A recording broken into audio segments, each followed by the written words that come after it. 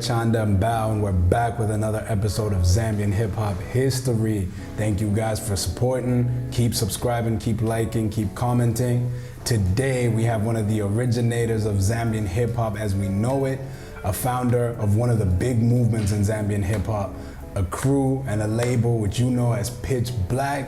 We are in the building with the man himself, Diplomat, aka DYP as some like to say. Yes, What's sir. up, man? Oh, good, bro. Yo, good to have you here, man. It's good to be here, man. Yeah, man, thanks very much for making time for us. And you know, we know your passion for the game is great. So we had to have you here, man, to recount the story, you know, celebrate some of the wins and, you know, just make sure that it's set in stone for those to come. You know what I mean? True story, bro. Yeah, man, much appreciated. So as you know how we get down here on the show, man, we like to start in the early days of somebody's journey with hip hop. Yes, sir. So maybe you could tell us a little bit about when Diplomat first fell in love with the genre. So as you know how we get down here, man, on Zambian hip hop history, man, we like to start at the beginning of somebody's journey with the game. Yeah. So maybe you could tell us about when Diplomat first fell in love with hip hop, man, or maybe I guess at that stage you were still government. Yeah, sure thing. So basically, bro, I fell in love with rap in the mid 90s. Okay, so that was like around 95, 96, and my journey with rap starts with the stereo. Okay. The radio we had at home, you know what I mean? So I caught rap music like purely off the waves. Nobody introduced me to rap. It was just like, you know, the FM stereo. That's how I got in love with rap music. When I heard rap the first time, I'm an expressive person. And I always wanted to write, had interest in writing and all that. And I felt like I was gonna tell my story in one way or the other one day, you know what I mean? So I tried poetry here and there. But when I heard rap, I was like, this is my format right here. And there was artists like Busta Rhymes, like those are the ones I remember very well, like Redman, you know what I mean? Heavy D, even though Heavy D was kind of like, you know, like raga, you know what I mean, bordering between rap and raga, you know what I mean? So that's kind of like the earliest, like, the artist that I listened to. Tupac, obviously. And it was profound because in '96, when Tupac died, that you know, the news reported that. So even our local news reported, American rapper Tupac Shakur gets murdered. So, you know, I think that's at that point, that was it now. Like, yo, this rap thing is serious. Like, for a rapper to be spoken about like on this, the news like this, this is heavy, and that's how that started. You know what I mean? Okay. Do you remember the first rap song that you memorized the lyrics to by any chance? Can I? Nah, I can't. Nah, I can't. And I think I had a number of songs that I, you know what I mean, but I can't pick out like one exact track. So when did that falling in love with the game, who you were seeing, you're like, man, this movement's even on the news, you know, you're kind of soaking this up in the mid 90s, 95, 96. When did it become, I'm gonna write a rap of my own? So basically, I was already interested like in music because I used to go to a Pentecostal church. Northmid Assembly, which is in Northmid, obviously.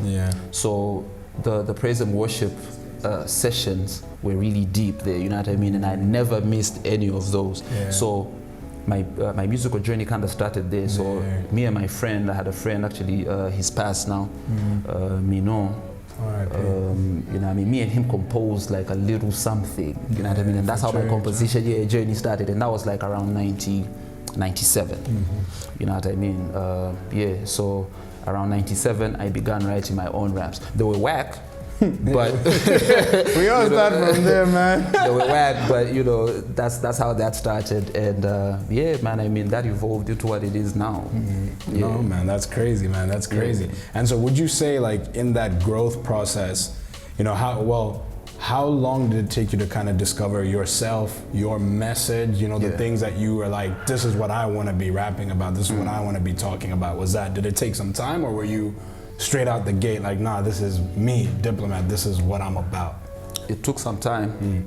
And by the time I was getting to like 11th, 12th grade, at that time, I think I had established what my theme was. And you know, the first thing that got me into it, so basically my life story, so like my pops passed in 1994. Oh wow. Okay, so that was like a major situation in my life, and that's actually what got me interested in that, you know, writing and everything, because it changed. Everything was going all good, and then when that happened, life changed, and it had me thinking. It got me thinking. My young mind started to run, and it got me into self-expression. I was trying to write, express my feelings on paper and all that. You know what I mean? So I had a self-conscious kind of thing, like more, my position in society, where I'm at. I got self-conscious quite early in life, and so that's what my writing game was about. You know what I mean? So by the time I was in 12th grade, I already had that situation, and then by the time it was, I got to after school, I had solidified that already. You know what I mean? So mine was more like a conscious thing. Gotcha. You know what I mean? Okay. Yeah. So if we delve into that a little bit more deeply, in terms of what you feel like you stand for, would it be self-expression generally, or is there maybe some even more specific themes and motifs that you would like, if the Grammy committee said, okay, Diplomat, we're considering you, but tell us what's your music about? What do you stand for musically? How would you express it to somebody like that? Word. So you see, at this point though, I've evolved a lot. Okay. Because I've been recording music since 2004. Well, 2003 actually, right? But my thing is, as I was saying, more of the conscious style of rap, you know what I mean? So I was aware of the social, the social construct, you know what I mean? So when me and my guys came through, there was the whole thing of, we grew up in the projects, like in North Mid by the Flats, so there was that, and we could tell the difference. So the guys that come up in the suburban setup, the standalone houses, you know what I mean? And us that had the project, small places, the cribs were small, you had 2-bedroom apartments, 1-bedroom apartments, single parent households, that was the main situation there, you know what I mean? So I had that, that was my, that was more of my plot, talking about those issues and the challenges of being a youth, you know what I mean, a black youth. And obviously thanks to the influence of the other music that I was exposed to, the reggae. Okay. Yeah, you know what I mean? I listen to reggae a lot actually, not just Bob Marley, but proper, reggae music and the dancehall as well, and the hip hop as well, with the Tupacs. Wu-Tang, I was a big Wu-Tang fan coming up actually, you know what I mean? So the more conscious stuff, self-awareness, and the social commentary. You know what I mean? That was my, that's what made Diplomat. Okay. Yeah. No, that's really dope, man. So I wonder if now is the time when we start getting into the story of Pitch Black. You know, how did that materialize? How did things start to come together in terms of launching the label? Okay, so what it was is the Pitch Black story dates back to around 2004, right? Okay, so 2003 basically. Okay. Right after, because I graduated high school in 2002. Okay. So 2003, I was geared. I told myself I'm going in with this music thing, right? So in 2003, me and the guys I came up with in the neighborhood, so I had a few friends. I had my friend Mino, the one I mentioned earlier on. May his soul rest in peace. He's passed now. And I had Njavwa, who went by the name High Commissioner. And I had my other friend Henry, who went by the name Carnage. Right? I made Foreign Service, huh? You know what I mean? Diplomat, High Commissioner. The funny thing actually on the High Commissioner Diplomat thing is those names came from the basketball, basketball court. Oh, okay. And not rap, necessarily. Because High Commissioner, my friend could jump. So I named him the High Commissioner. You know what I mean? It was really just, jokes and all that. And so I was like, I was known, I'm a person that's really social, you know what I mean? And, I was good in different neighborhoods, had friends everywhere. So I was like, I'm the diplomat though, you know what I mean? I was known on different basketball courts. So anyway, besides that, back to the issue.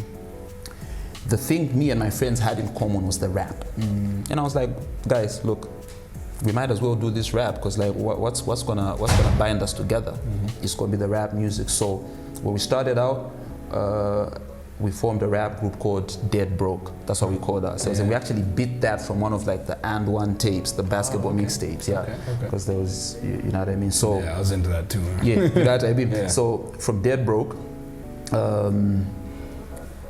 eventually when I met B-Mac, and when B-Mac joined us, that was 2004 itself. the name Dead Broke was kind of like, no, we're not gonna go by Dead Broke, really. You know what I mean? Not everyone was comfortable with that, so that's how I switched it to Pitch Black. So the Pitch Black was more of the, it went back to the consciousness about being black in the first place. You know what I mean? Like being black, and so for me the thing was, I'm black, but I'm taking it to the next level. I'm black. I'm not just black. I'm pitch black. Pitch like black, the blackest. The blackest of the black. The blackest of the black. So that's how the Pitch Black name came about. You know what I mean? And yeah, that's basically it. So 2004, Pitch Black was solidified, and then we had me, Carnage, High Commissioner, Cabs, who was B-Mac's friend. B-Mac's the one that brought Cabs over. And we had Ethnic as well. Okay. You know what I mean? So that's how Pitch Black came about, bro. 04, Yeah, huh? yeah. And so and I know from B-Mac's story, he said that he was big into basketball, and I think in the 04 he must have still been at UNZA. Yes, and he was okay. we were both first years at UNZA actually, Gotcha. and he was on the team. I was on the team, Okay. but I wasn't so dedicated. I wasn't as dedicated as he was. So yeah, you know what I mean? We're together at UNZA in 2004. Okay. Yeah. No, very interesting how the basketball and rap parallel. You know what I mean?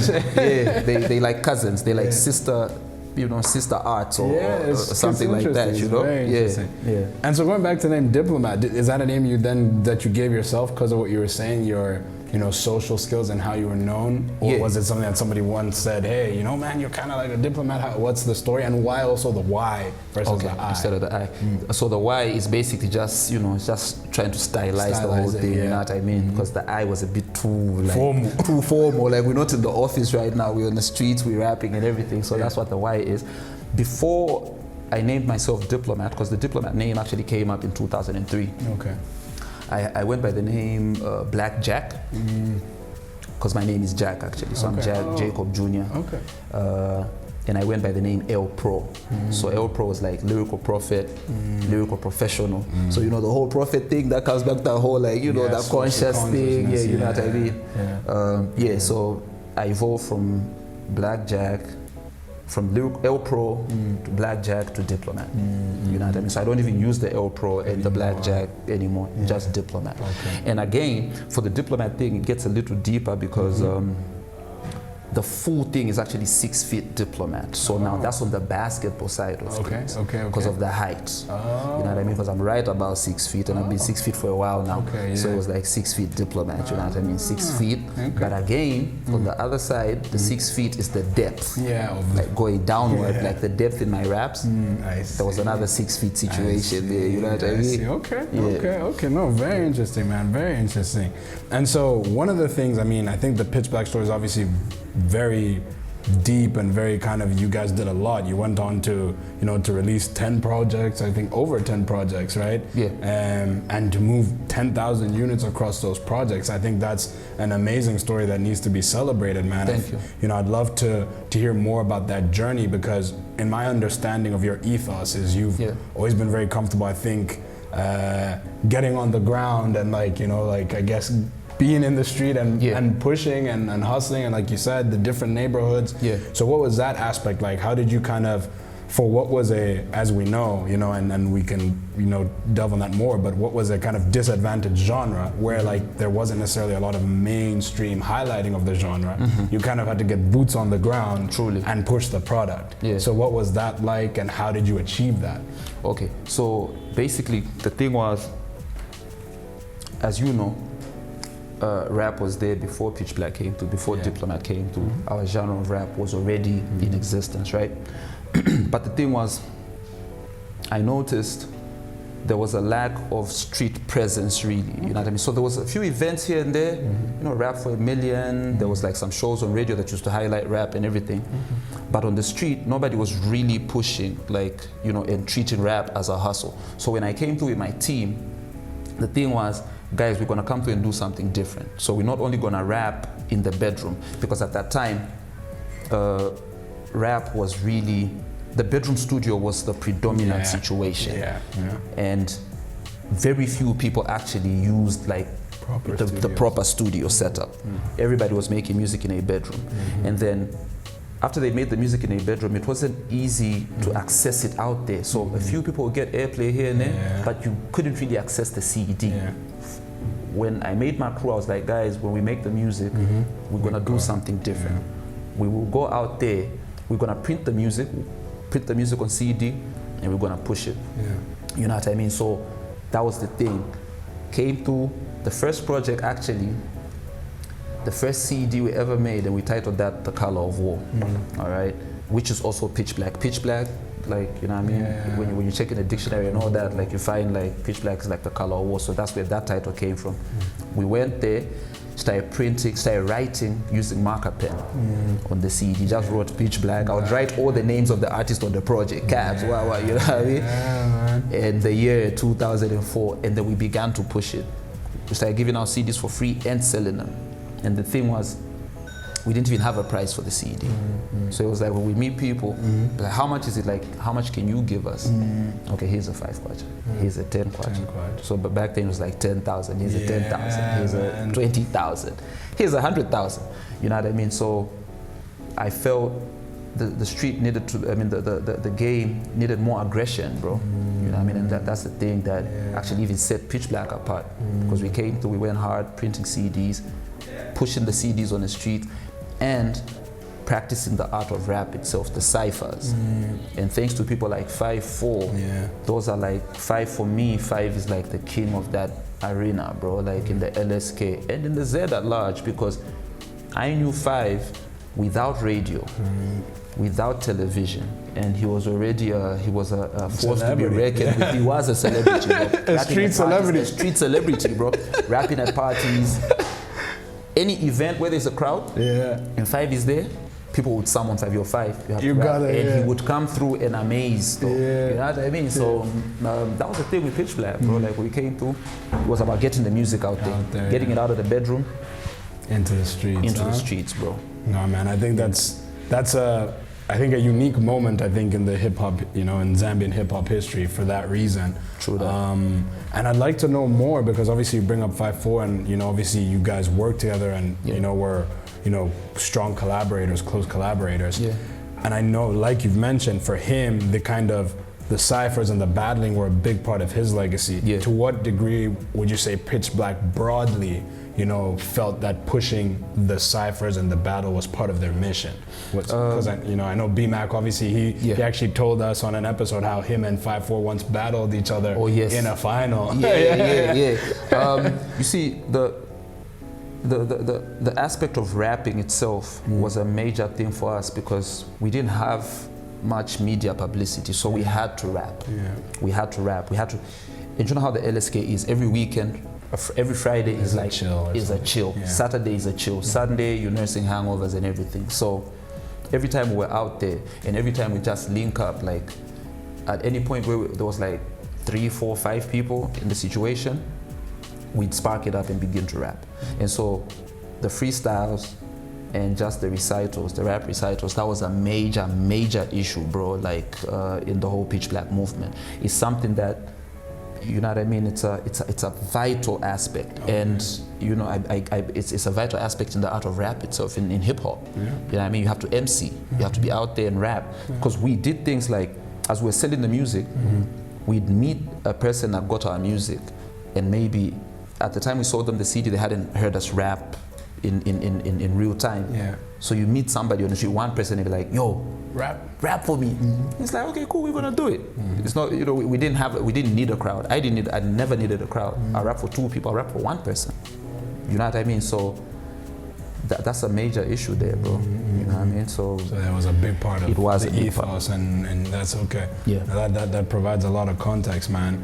And I guess talking maybe more broadly about the scene, I like one thing you said. You're like, you felt the game needed more aggression. And I think that's such a pertinent point, and I think it's so interesting, because I think it applies a lot to the game today. But anyway, having said that, what would you say was kind of a unique set of challenges or challenge that you had to overcome as somebody who was in a game that wasn't getting much shine on the mainstream stage? What were some of the things you had to push through and battle that maybe made you stronger or taught you a few lessons? You know, what are some things that you would maybe recall about hip hop? Because for me, it's very much, it was an underdog. So everybody who was pushing had to like really like push hard. So basically, you see, rap in English had the reputation of you guys are trying to sound. You guys are not original. You're trying to sound like Americans. You know what I mean? And your music is not original. You know. So for us, we actually. So the thing was, we played advocate for rap in that respect as well, because not only did we rap, but we sensitized people about the fact that no, this is real music. And so in my journey, what happened was, so the first two projects we did in 2004 and 2005, we were kind of searching and trying to find ourselves, okay? But by the time we got to 2006, we had found the formula of how to actually present like original content, true to self content. Okay, so firstly, that was the issue, man. I mean,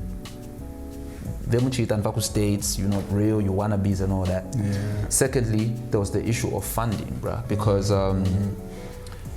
every project we put out in the beginning, matter of fact, for almost all the projects I've put out, we used to put contact details. So I'll put my phone number, put BMAX number, put my homie Carnage number there. You know what I mean? So we get like feedback, and we're hoping we could get like calls about performances, endorsements, or stuff like that. But we never got that. Trust, like we never got not even one phone. We'd get phone calls from fans like, yo, I like the music. It's nice. Do you have anything else? But we never got a serious phone call. Like, you know what I mean? So that kind of slowed down things, because we obviously needed the input, but we needed the big money. You know, we needed people to help us with the marketing, the image, and all that. That never happened. So, and that challenge is actually going on right now. A lot of artists are facing that challenge. It's an old challenge. Yeah, but it's still there. It's still there, though. You know, and it's here to stay. You know what I mean? And basically, that was it, bruh. You know, like no shows. So that's why we had to depend on the cypher. You know, mainly as the avenue for communicating. You know what I mean? Like what we had. So that's the main challenges. And plus, again, back at home, there was the whole thing of, you know, because the school and the raps was like, focus on school. You know, I mean, this music is not gonna take you anywhere. Who have you seen that's made it through music? It's like, yo, do I have to see somebody make it? I feel I'm gonna make it. So there was that as well, like the backlash from the family, like, nah, you're wasting time, you need to be serious, you know, this music is just games. Make it a plan B.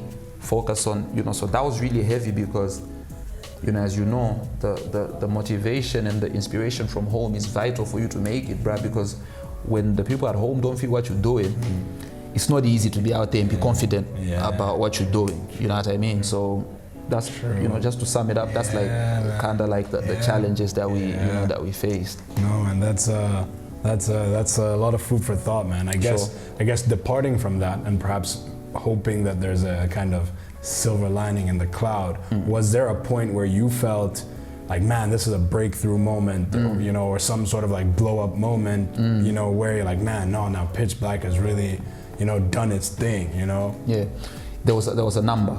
So the first one was I featured on Movie TV. I appeared on Movie TV in 2005. I think that was early 2005. So Mag 44 had a show called Sizzling Spits on Movie TV, right? And I was one of the first rappers actually like that does like the English type of rap to feature on there. And I performed one of my biggest songs ever. Like my first big song was I'm the Diplomat, you know what I mean? That was like my intro thing, like I'm the Diplomat, that was my track. I featured on the show. It went down, I was nervous. You know, obviously back then. I wasn't so fresh even, like, you know what I mean? So it's like, yo, I'm on TV, but then that one did it, and my mom hugged me when we watched that. And me and my mom had like mad beef about the rap thing, but when she saw me on TV, at least I got some love. Like, yo, son, come here, man. This is good, you're on TV, you know what I mean? So that was like the first one, and then the second one would be when Drex launched his show on Hip Hop Rock Your Block on Hon FM. So what happened is we had our big brother, Mad Seals. So Mad Seals is High Commissioner's elder brother. Okay. Mad Seals and Drex were friends from back in the day. So Seals told us about Drex, like, yo, I got a homie of mine that's about to make a show on radio, and it's about rap music.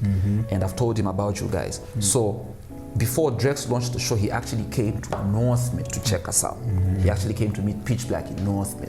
And I think we one of the only crews he did that for, because we had a little buzz on the street at that time. Yeah. So he came through to North Mid to check us out and just have a little, a little chat with us. And that was big too, bro. Like for somebody to hear about us out there and follow us. Exactly, yeah. That was like, it was like a sign, like a signpost, like, yo, you're going in the right direction. Okay, and then the third one would be, this one is interesting. So Drex and a few other guys, Magnus and them, organized the show. Yeah. So they called it the Hip Hop Revolution. Okay. And it was held at Arcades shopping complex.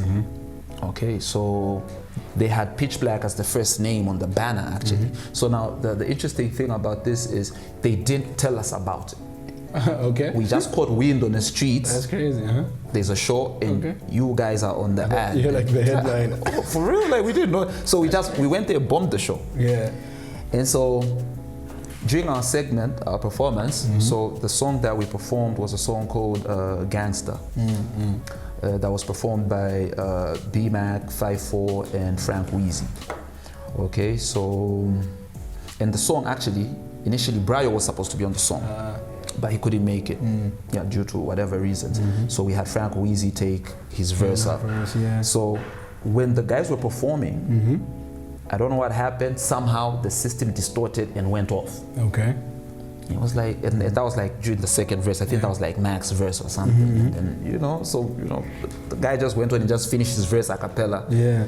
And so we approached Mac and them like, yo, guys, like, what's going on? We felt there was some foul play going on. Like, yo, how you gonna?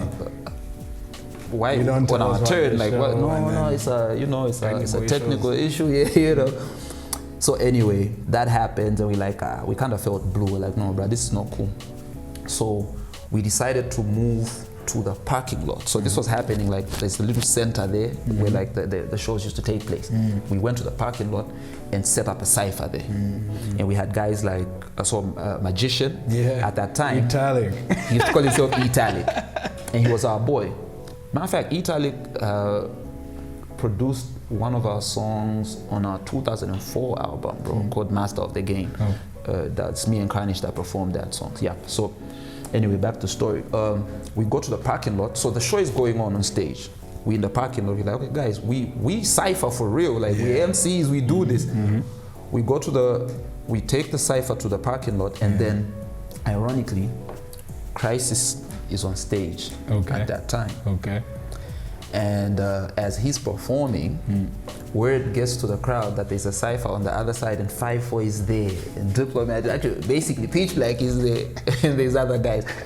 Bro, the people ran through the stage while the OG was performing. Yeah, I mean, and they came to the... That's wild, bro. They came to the parking lot, bro. That was heavy, and that gave us serious bragging rights, man. Like, yo, they ran through Crisis performance, bro. Like, That's crazy. So at this point, we're feeling like we the guys right now, bro. You know what I mean? And then the other highlight again would be in 2006 now.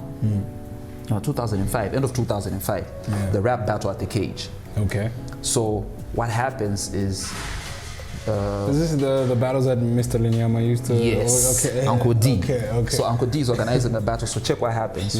5 brings Uncle D. So Uncle D. So this is kind of similar to the Drex issue. Okay. Uncle D came to Unza at that time. We were keeping up at TP, Tiende Pamozi. There's a hostel called Tiende Pamozi there at the new residences at Unza. Okay. Tiende Pamozi 66. So Uncle D actually came to our room, bro, to come tell us about the battle. Wow. So that was a good boost, the ego boost. Like, yo, I think we're important out here, bro. So Uncle D comes through, and then me, B-Mac, and 5-4 actually took part in the battle, and we were the only ones that represented like that, like 3 members from one crew. Okay, and what happens is me, 5, and B-Mac all make it to like the semi-finals, and 5 and Mac end up in the final. And it was a hot final, bro.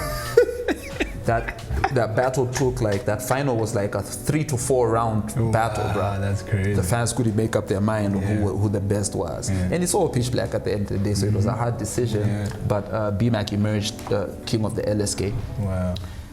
that was heavy for us, bro. That was like, we're like, yo, we're doing it big, bro. You know what I mean? And basically, yeah, that's a few of the... dope, yeah, that's really dope. Yeah. I guess blow-up moments. Man, that's a really dope summary of some moments where you felt like the hustle of Pitch Black was bearing fruit, you know, Yeah. you were seeing like the results of the hustle.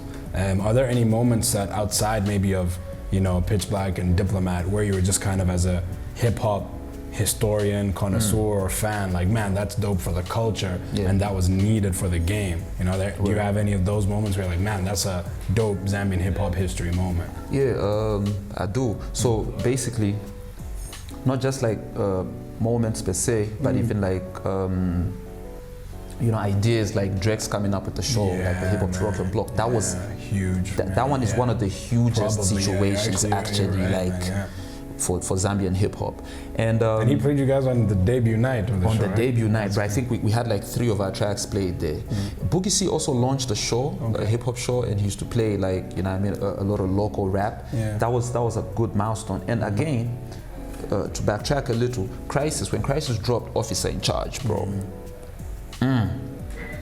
That was a moment, bro. It was like, this is, because we dropped our project before the Officer in Charge dropped. The Color of War dropped before the Officer in Charge dropped, but Officer in Charge was the first official, because the project we dropped was like mixtape.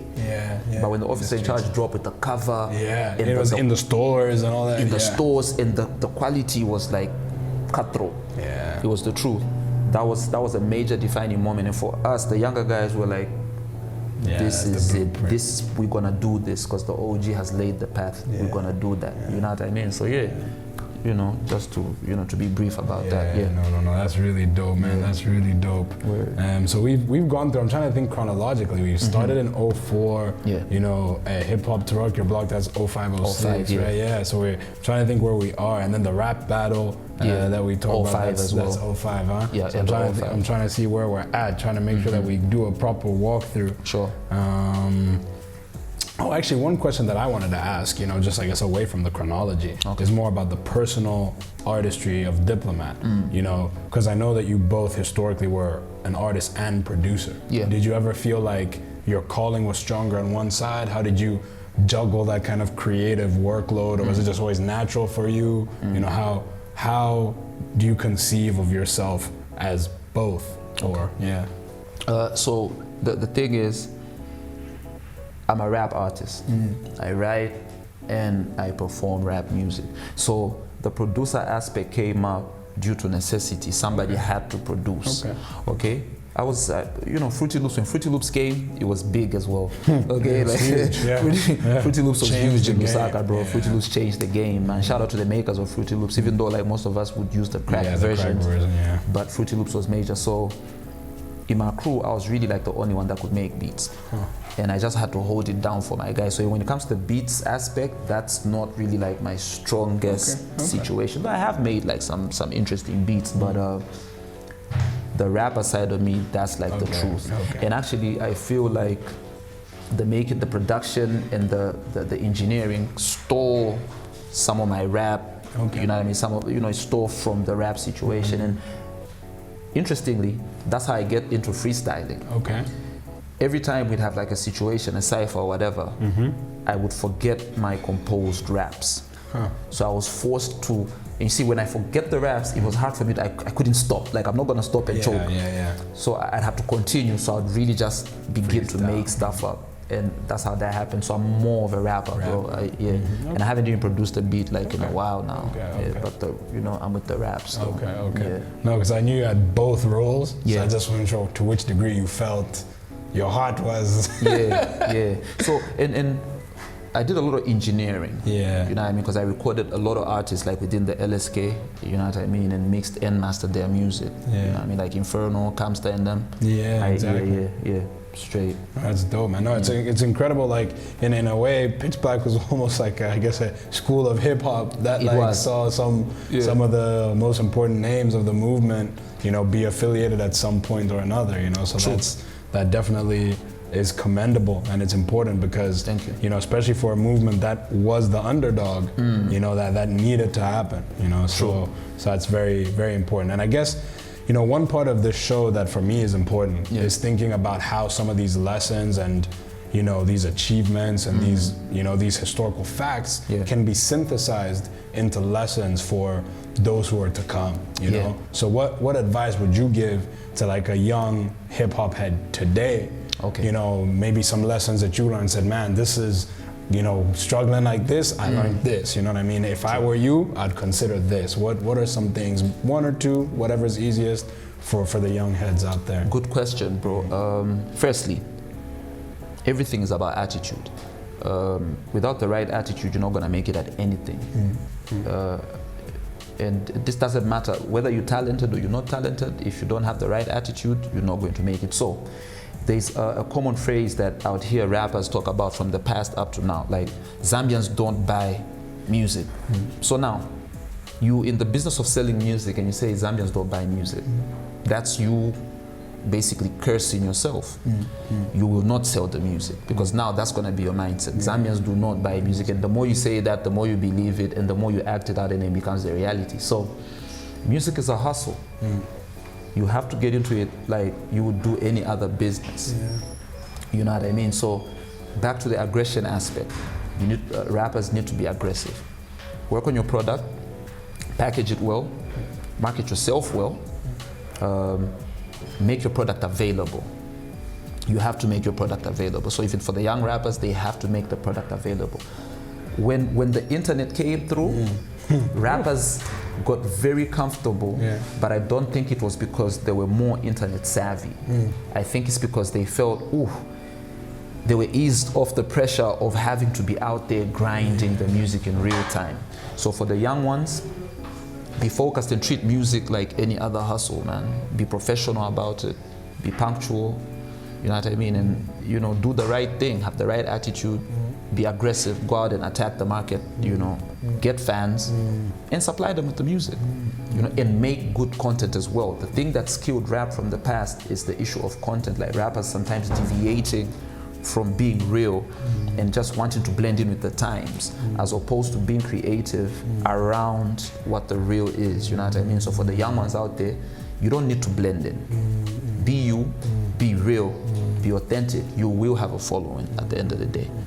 And, you know, basically. Man, no, that's some very, very, very, very dope food for thought, man. That's I think all of us can learn from that, you know, and it's big, man. And I guess, you know, what would maybe be good, because I guess we kind of stopped around 05, 06. Yeah. I'd like to maybe we can wrap up and talk about the Pitch Black era from 06, I guess, to date. Okay. And maybe if there's anything looking forward, you could kind of summarize some of those aspects for us about what those, I guess, that decade has represented. Sure thing. 06, so 2004, so I'm just, let me give you like a brief run-up of the projects I've worked on, right? Yeah. 2004 did The Color of War, that was our debut. 2005 we did the Trip Up Future Lane, and that's where we had like 5-4 come through, we had the Syndicate come through. Okay, 2007 I did a project called So Far So Hood. So this was a project based on the artists that I had recorded. I decided to make a compilation of it. So on there I had like artists like Camstar and his crew Inferno. So like Nafi, Double M, Camstar, and Kanam. Yeah.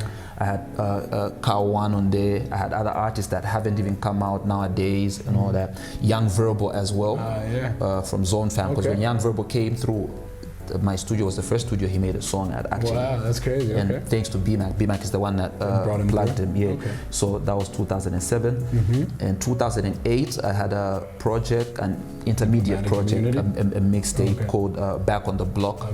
2009, I had a project called Child of the 80s. Then 2009, I took a break because I had to go study. I went to Durban to study for like a couple of years. When I came back, 2013, I worked on a project with these guys called Holo Not Solo from Rhodes Park. You know what I mean? Those are kind of like my proteges. Big shout out to Black Chili and the crew. So that was 2013. 2014, I did my first solo project, which was Rap Money Volume 1, Figures of Speech. 2017, Also in 2006, actually, I also worked on, produced and edited the Inferno project, Inferno, that's Camster Screw, called The Diary. That was 2 Grand 6, I forgot that. 2 Grand 17, I did Rap Money Volume 2. 2019, I worked with K Fresh. K Fresh is actually a veteran MC from the 90s. Okay. So he decided to get back in the game, and he told me that Pitch Black is one of the reasons why he came back. Like, we kept his hope alive. 2019, I did a project with him called Kashikishi Nights. Nice. Yeah, Kashikishi is a place in that's Luapula province. That's his village, actually. And then 2020, I co-produced his other album called Kananga's Thesis, Dr. Kananga's Thesis. That's a theme from like one of the James Bond movies, actually. So that's my basic run-up. Like, all the projects, and that's the chronology. And then in 2007, that is, me and Carnage featured on the first Zone Fam video. This was before Zone Fam, when they had the crew. The whole setup was called The Zone. So I was Holster, Pope, Alkanai, and Dope G. So I'm me and Carnage are in their first video. Actually, a lot of people don't know that, but that's a fact. The video was called The Future. That's crazy. So right now, currently, I haven't recorded any music personally since 2017. Okay. But I'm fully involved in the rap game, mentoring younger artists and everything. And I have a studio. I have a media house called Constellation Media that has been growing slowly. Okay, so we offer all sorts of services, bro. Music, stage recording, photography, sound for film and all that. So that's basically what I'm doing right now. And Pitch Black has been rebranded. It's not a rap group. It's a label that's gonna put out rap groups, solo artists, and different artists, actually, not just musicians. You know what I mean? So that's the main thing that we're working on right now. No, that's really dope, man. Maybe the final question that I'll ask, man. Looking at the catalog, is there a magnum opus you feel? I mean, that's a tricky one. It is, man. It's like children, right? I know the feeling. Favorite child. But but is there anyone that represents a very special moment for you, or one that you hold dear? So the first one, obviously, The Color of War, was, because that was the first tape I had out there. And just the feeling of having your voice out there, man, a compilation of songs. It was really like, that was a dream come true, bro. After so long, because I've been rapping since at least like 98, 99. Okay, so now 2004, finally, I had a project out there, 18 tracks, multiple artists, about 8 artists on it, So that one is like, I hold that one dearly.